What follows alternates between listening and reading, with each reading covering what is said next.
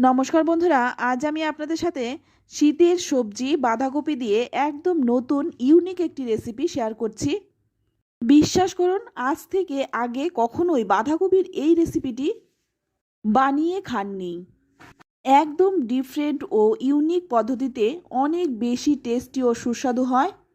একবার এইভাবে বানিয়ে দেখুন, সব পদ্ধতি ছেড়ে এইভাবেই বানাবেন। সম্পূর্ণ নিরামিষভাবে রান্নাটা করা হয়েছে। চলুন তাহলে দেখে নেওয়া যাক। এখানে আমি বড় সাইজের একটা বাঁধাকপি নিয়েছি আর তার অর্ধেকটা একটু বড় বড় করে কেটে নিলাম। কেটে নেওয়ার পর দেখুন খুব ভালো করে কিন্তু পরিষ্কার করে ধুয়ে নিলাম। তারপর জল ঝরিয়ে অন্য একটা বড় পাত্রে নিয়ে নিলাম। তো এখানে আমি কিন্তু বাঁধাকপিটা একটু বড় বড় করে কেটেছি, আপনারা কিন্তু ছোট ছোট করেও কেটে নিতে পারেন। এবার এর মধ্যে দিয়ে দিচ্ছি 1 চামচ হলুদ গুঁড়ো আর দিয়ে দিচ্ছি 1 চামচ লবণ। লবণ আর হলুদ গুঁড়োটা দিয়ে ভালো করে মেখে নেব, যাতে প্রত্যেকটা বাঁধাকপির গায়ে লেগে যায়। একটু চটকে চটকে মাখবো, এতে করে বাঁধাকপিটাও কিন্তু নরম হয়ে যাবে। আর বাঁধাকপির যে একটা গন্ধ থাকে, সেই গন্ধটাও কিন্তু এইভাবে মাখার ফলে অনেকটাই চলে যাবে। তো দেখুন এইভাবে কিন্তু মেখে আমি অন্তত 10 মিনিটের মতো রেখে দেব। তো এটা মাখা থাক, ততক্ষণে এখানে আমি নিয়ে নিলাম দেখুন 2 চামচের মতো মুগ ডাল। এই রান্নাটা আমি মুগ ডাল দিয়ে করছি, কারণ আমি নিরামিষভাবে করছি। আপনারা কিন্তু মুসুর ডাল দিয়েও করতে পারেন। এবার এই মুগ ডালটা ভেজে নেব। কড়াই গরম করে নিয়ে দিয়ে দিলাম মুগ ডালটা। তো ডালটা একটু ভালো করে ভেজে নেব। 2-3 মিনিট ভাজলেই কিন্তু হয়ে যাবে। তো দেখুন ভাজা হয়ে গেছে, এবার তুলে নিলাম। তারপর কিন্তু ভালো করে ধুয়ে নেব। 3-4 বার করে জল পাল্টে পাল্টে খুব ভালো করে ডালটা ধুয়ে নিলাম। এবার এদিকে দেখুন, যে বাঁধাকপিটা আমি আগে নুন হলুদ দিয়ে মেখে রেখেছিলাম, সেটা কিন্তু এখন অনেকটাই নরম হয়ে গেছে আর এর থেকে কিন্তু জলও ছেড়ে দিয়েছে। এবার এই জলটাকে হাত দিয়ে খুব ভালো করে চেপে চেপে নিগড়ে নেব। যতটা সম্ভব জলটা বের করা যায়। তো দেখুন আমি যতটা সম্ভব জলটা বের করে নিয়েছি। আর এর থেকে কতটা জল বেরিয়েছে, এই জলটা ফেলে দিয়ে এবার বাঁধাকপিটা নিয়ে নিলাম। এবার এর মধ্যে দিয়ে দেব ভেজে ধুয়ে রাখা মুগ ডালটা। ভীষণই টেস্টি একটি রান্না, বিশেষ করে রুটি, লুচি, পরোটার সাথে বেশি ভালো লাগে। পেটও যদি ভর্তি থাকে, এই রেসিপিটি দিয়ে 3-4টে রুটি কিন্তু খেয়ে ফেলতে পারবেন। এবার এর মধ্যে দিয়ে দিচ্ছি 2টো কাঁচা টমেটো। এখানে আমি কাঁচা টমেটোটা দিচ্ছি, আপনারা কিন্তু পাকাটাও দিতে পারেন, তবে কাঁচাটা দিলে কিন্তু একটু টকটক লাগে আর খেতে কিন্তু বেশি ভালো লাগে। এবার এর মধ্যে দিয়ে দিচ্ছি 1 চামচ লাল লঙ্কার গুঁড়ো। এটা কিন্তু ঝাল লঙ্কার গুঁড়ো। এবার এগুলো দিয়ে খুব ভালো করে মেখে নেব। তো খুব ভালো করে মেখে নিয়ে এবার এটা পাশে রেখে দিয়ে চলে যাব মূল রান্নায়। এবার কড়াই গরম করে নিয়ে এর মধ্যে দিয়ে দেব 3 চামচের মতো সর্ষের তেল। রান্নাটা কিন্তু সর্ষের তেলে করলেই বেশি ভালো হয়। ফোড়নে দিয়ে দিচ্ছি 1/2 চামচ গোটা জিরে। গোটা জিরেটাকে একটু ভেজে নেব। জিরেটা ভালো করে ভেজে নেওয়ার পর এখানে আমি 3-4টে নতুন আলু ছোট ছোট করে কেটে নিয়েছি। এবার আলুটা একটু ভালো করে ভেজে নেব। এইভাবে যদি আলুটা ভালো করে একটু ভেজে নেওয়া হয়, তাহলে আলুটা খেতে অনেক বেশি টেস্টি হয়।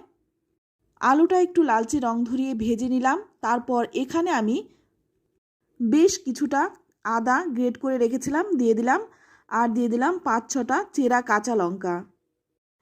আদা আর কাঁচা লঙ্কাটা দিয়ে ভালো করে ভেজে নেব। তো এখানে আমি আদাটা গ্রেট করে দিয়েছি আর কাঁচা লঙ্কাটা কিন্তু ফাটিয়ে দিয়েছি। তো আপনারা চাইলে এই কাঁচা লঙ্কা আর আদাটা কিন্তু বেটেও দিতে পারেন। এবার গ্যাসের আঁচটা একদম কমিয়ে দিয়ে এর মধ্যে দিয়ে দিচ্ছি 1/2 চামচ হলুদ গুঁড়ো, দিয়ে দিচ্ছি 1/2 চামচ জিরে গুঁড়ো, আর দিয়ে দিচ্ছি 1/2 চামচ ধনে গুঁড়ো। তারপর সামান্য একটু জল দিয়ে দিচ্ছি, যাতে মশলাটা পুড়ে না যায়। এবার ভালো করে মশলাটাকে কষিয়ে নেব। তো আপনারা তো জানেনই মশলাটা যত কষানো হবে রান্নার স্বাদটাও কিন্তু ততটা ভালো হবে। তো দেখুন মশলাটা কিন্তু খুব ভালো করে কষানো হয়ে গেছে, দেখে বুঝতেই পারছেন। এবার এর মধ্যে দিয়ে দিচ্ছি আগে থেকে রেডি করে রাখা বাঁধাকপিটা। এবার ভালো করে নেড়েচেড়ে মিশিয়ে নেব যাতে করে মশলাটা খুব সুন্দরভাবে মিশে যায়। তো বন্ধুরা, এইভাবে কখনো আপনারা বাঁধাকপি খেয়েছেন কিনা অবশ্যই কমেন্টে লিখে জানাবেন। না খেয়ে থাকলে অবশ্যই একবার হলেও এইভাবে রান্নাটা করবেন, তারপর খেয়ে আমাকে কমেন্টে লিখে জানাবেন। এবার এর মধ্যে দিয়ে দিচ্ছি স্বাদ মতো লবণ। লবণটা দিয়ে ভালো করে নেড়েচেড়ে মিশিয়ে নিয়ে তারপর গ্যাসের আঁচটা লো টু মিডিয়ামে রেখে 5-6 মিনিট ঢেকে রেখে দেব। তো 6 মিনিট পর ঢাকনাটা খুলে নিলাম। তো ভালো করে নেড়েচেড়ে নিচ্ছি।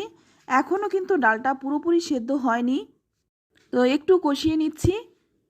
এবার এর মধ্যে দিয়ে দেব 1 কাপ জল। এমন পরিমাণে জলটা দিতে হবে যাতে ডালটা খুব ভালো করে সেদ্ধ হয়ে যায়। তো জলটা দিয়ে ভালো করে নেড়েচেড়ে মিশিয়ে নিয়ে তারপর একটা ঢাকা দিয়ে ঢেকে রাখবো 10 মিনিট।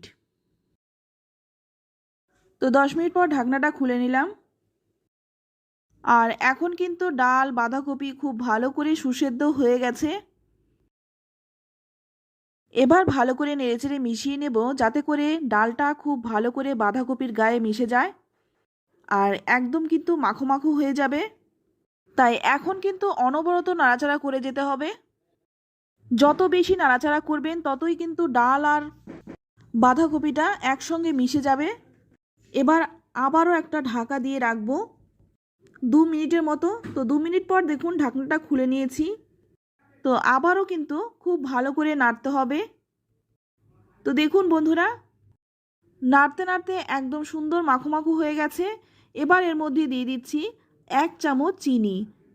যেহেতু নিরামিষ রান্না তাই স্বাদটা ব্যালেন্সের জন্য কিন্তু অবশ্যই 1 চামচ চিনি দিয়ে দেবেন। তো দেখুন এখন কতটা সুন্দর হয়েছে দেখতে। আর রান্নাটা কিন্তু প্রায় হয়েই গেছে। এবার নামানোর আগে দিয়ে দিচ্ছি 1 মুঠো ফ্রেশ ধনেপাতা। তো আমি কিন্তু এখানে শুধুমাত্র ধনে পাতাটা দিচ্ছি, তবে আপনারা চাইলে ঘি গরম মশলা দিয়েও নামাতে পারেন। তবে যার যেটা দিতে ইচ্ছুক সে সেটা দিতে পারেন। তো দেখুন এখন দেখতে কতটা সুন্দর হয়েছে। তো এবার আমি নামিয়ে নিচ্ছি। এটা দেখতে যতটা সুন্দর খেতেও ভীষণ ভালো হয়। তো বন্ধুরা, আজকের এই বাঁধাকপি নিরামিষ রেসিপিটি আপনাদের কেমন লাগলো অবশ্যই কমেন্টে জানাবেন। ভালো লাগলে লাইক শেয়ার করতে একদম ভুলবেন না। আর আপনি যদি আমার চ্যানেলে নতুন হয়ে থাকেন চ্যানেলটা সাবস্ক্রাইব করে নেওয়ার অনুরোধ রইল। আজ এই পর্যন্ত, আবারও দেখা হবে অন্য কোনো নতুন রেসিপিতে।